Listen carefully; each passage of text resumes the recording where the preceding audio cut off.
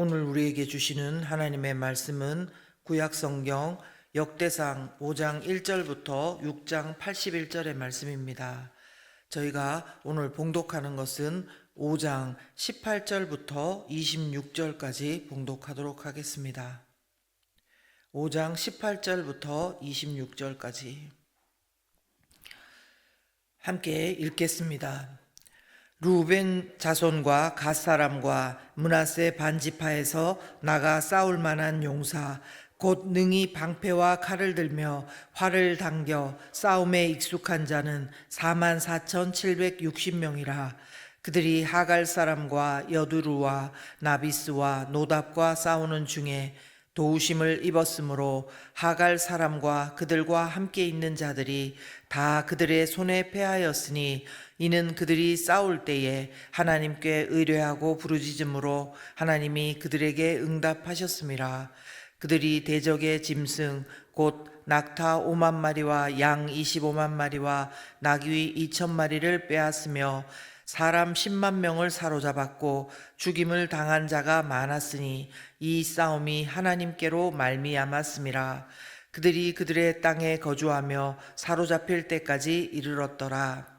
므낫세 반지파 자손들이 그 땅에 거주하면서 그들이 번성하여 바산에서부터 바알 헤르몬과 스닐과 헤르몬 산까지 다다랐으며 그들의 족장은 에벨과 이시와 엘리엘과 아스리엘과 예레미야와 호다위야와 야디엘이며 다 용감하고 유명한 족장이었더라.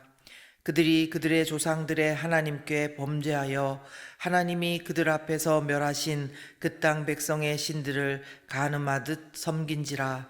그러므로 이스라엘 하나님이 아수르 왕 불의 마음을 일으키시며 아수르 왕 디그라 빌레셀의 마음을 일으키심에 곧 르우벤과 갓과 므낫세 반지파를 사로잡아 할라와 하볼과 하라와 고산 강가에 옮긴지라. 그들이 오늘까지 거기에 있으니라. 아멘. 6월 4일 수요일 아침 역대상 5장과 6장의 말씀입니다. 역대상 5장은요, 요단강 동편에 자리 잡았던 루벤 지파, 그리고 갓 지파, 그리고 므낫세 반지파에 관한 내용이고요. 역대상 6장은 레위 자손에 관한 내용입니다. 레위 자손에 관한 내용은 다음에 하도록 하고요. 오늘은 5장만 묵상을 하고자 합니다. 오늘 본문에는 루벤 지파, 갓 지파, 므낫세 반지파에 대해서 기록을 하면서요. 그들의 자손들의 이름들이 나오고 또 그들이 얼마나 번성하고 어떤 땅에 거주하게 되었는지 말씀해 주고 있습니다. 그런데 18절에서 22절을 보면요, 이 지파 세 지파가 연합하여서 전쟁을 하는 모습이 나옵니다. 루벤 자손과 갓 지파와 므낫세 반지파가 이제 전쟁을 치르는데 20절 말씀을 보면요, 도우심을 입었으므로 하갈 사람과 그들과 함께 있는 자들이 다 그들의 손에 패하였으니 이는 그들이 싸울 때에 하나님께 의뢰하고 부르짖음으로 하나님이 그들에게 응답하셨음이라. 이렇게 말씀하고 있습니다. 무슨 말씀입니까? 그들은 위급한 일이 있을 때 함께 연합해서 전쟁을 치렀을 뿐만 아니라 하나님의 도우심을 구했을 때 하나님께서 기도 응답하셔서 크게 전쟁에 이겼다는 것입니다. 거기 보시면 21절에 보면은요, 그들이 대적의 짐승 곧 낙타 5만 마리와 양 25만 마리 그리고 나귀 2천 마리를 빼앗았고 사람 10만 명을 사로잡았다. 이렇게 하는 것입니다. 굉장히 번성하게 된 것입니다. 그리고 므낫세 반지파에 대한 모습이 또 5장 23절에서 24절에 나오는데요. 므낫세 반지파 자손들이 그 땅에 거주하면서 그들이 번성하며 바산에서부터 바알 헤르몬과 스닐과 헤르몬 산까지 다다랐으며 그들의 족장은 에벨과 이시와 엘리엘과 아스리엘과 예레미야와 호다위야 야디엘이며 다 용감하고 유명한 족장이었더라. 이렇게 말씀하고 있습니다. 그러니까 이들이 요단강 동편에서 잘 정착했다, 성공했다, 이렇게 볼 수가 있는 것입니다. 그런데 갑자기 이어진 5장 25절에서 26절 말씀을 보면요, 완전히 반대의 일이 일어나게 됩니다. 25절을 한번 보겠습니다. 그들이 그들의 조상들의 하나님께 범죄하여 하나님이 그들 앞에서 멸하신 그 땅 백성의 신들을 간음하듯 섬긴지라. 아멘. 그렇습니다. 보시는 바와 같이 그들이 성공했고 번영하게 되었고 유명하게 되었고 또 전쟁 가운데도 하나님의 도우심을 입고 승리를 했습니다. 그러나 그들은 하나님께 범죄하여서 하나님께서 멸하신, 하나님께서 엄청나게 싫어하시고 분노하시는 그 땅 백성의 신들을 하나도 아니고 여럿을 간음하듯 섬겼다는 것입니다. 이것은요, 인간의 끈질긴 죄성에 대해서 간과한 것입니다. 그리고 인간의 그 교만에 대해서도 간과한 것입니다.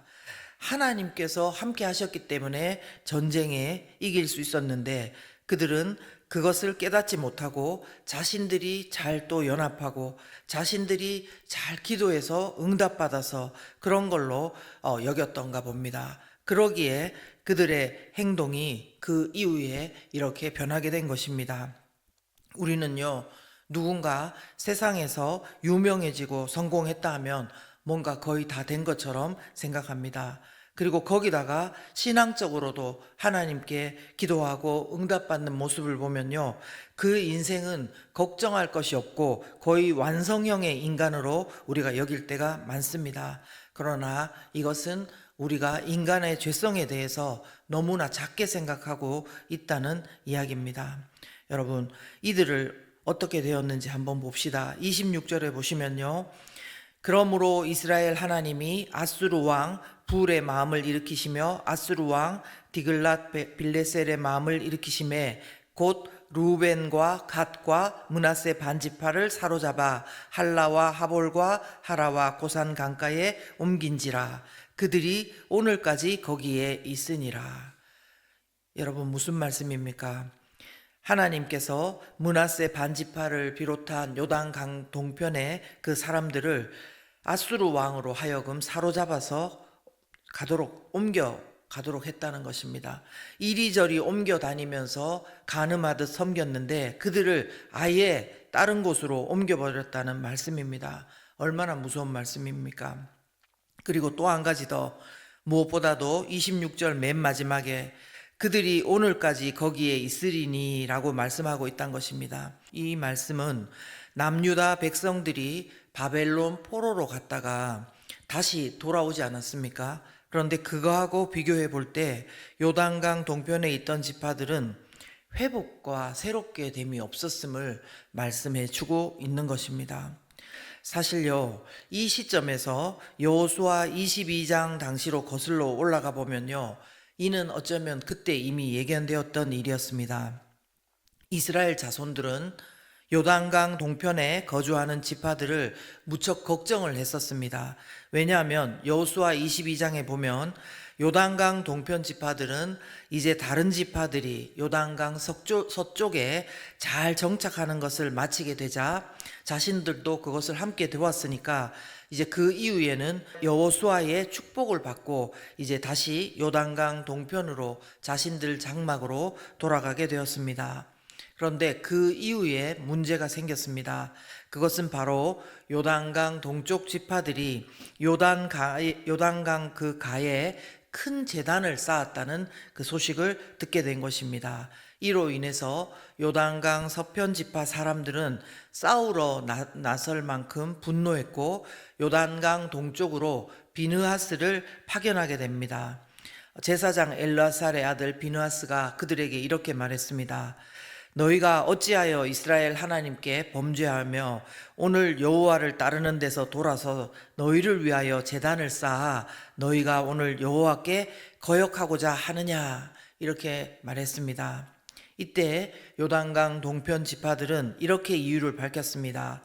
여호수아 22장 27절 말씀인데요, 우리가 여호와 앞에서 우리의 번제와 우리의 다른 제사와 우리의 화목제로 섬기는 것을 우리와 너희 사이와 우리 후대 사이에 증거가 되게 할 뿐으로써 너희 자손들이 후일에 우리 자손들에게 이르기를 너희는 여호와께 받을 분깃이 없다 하지 못하게 하려 함이라. 이게 무슨 말이냐면요. 본인들을 따로 제사를 하려는 게 아니라 다만 시간이 흘러서 요단강 서편 사람들이 자신들을 제외시키지 않게 하려고 증거만 되게 할 뿐이라고 그렇게 말했습니다. 이에 이를 들은 비느하스가 이를 좋게 여기고 돌아와서 보고를 하자 다른 지파들도 이것을 좋게 들었다는 것입니다. 그러면 좋게 듣고 여기서 잘 끝나고 하나님을 잘 섬기면 되는 것 아니겠습니까? 그러나 여러분 아시는 대로요. 이것은 요단강 서편의 사람들도 요단강 동편의 사람들도 사람의 죄성을, 인간의 죄성을 너무나 가볍게 여긴 것입니다. 물론 처음에는 따로 제사 지내려는 의도가 없고 단지 서쪽 지파 후대와 동쪽 지파 후대 사이에 증거만 하려고 단을 세웠겠지만요. 그리고 또 처음에는 하나님 중심으로 하나님의 도우심을 구하며 살았겠지만 결국 본인들이 번영하게 되고 성공하게 되고 유명하게 되고 그렇게 되면서 하나님을 배신했고, 그리고요 또 한 가지 요단강 동쪽 지파를 걱정하던 요단강 서쪽 지파들도 하나님을 떠나서 우상을 섬기는 길로 빠져들었다는 사실입니다.